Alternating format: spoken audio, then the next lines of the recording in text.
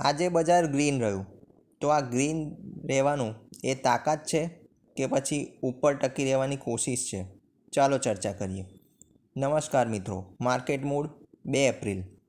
Nifty 33 point ઉપર 22,713 પર, Sensex 185 point ઉપર 73,319 પર, વિક્સ આજે 25.52 પર, એટલે કે વિક્સમાં વધારો થયો છે. વિદેશી રોકાણકારોએ 99,133 કરોડની વેચવાલી કરી. તેની સામે લોકલ પ્લેયર્સ એટલે કે DII 7,208 કરોડની ખરીદી કરી. તે છતાં બજાર માત્ર 33 પોઈન્ટ ઉપર રહ્યું. તે સ્પષ્ટ દર્શાવે છે કે ઉપરી લેવલ પર બજાર પર પ્રેશર છે.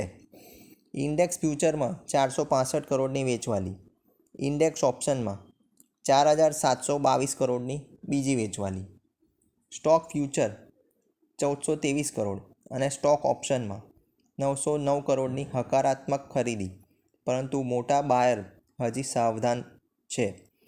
આજના ડેટાના 3 સત્ય. બજાર આપણને સ્ટેબલ થતું દેખાય, પરંતુ કોન્ફિડન્સ આવે તે હજી કોન્ફિડન્સ બજારમાં છે નહીં. ખરીદી આજના દિવસમાં થઈ, પરંતુ દિશા નક્કી નથી. પેનિક હજી સ્પષ્ટ છે કારણ કે વિક્સ ઉપર ગયો.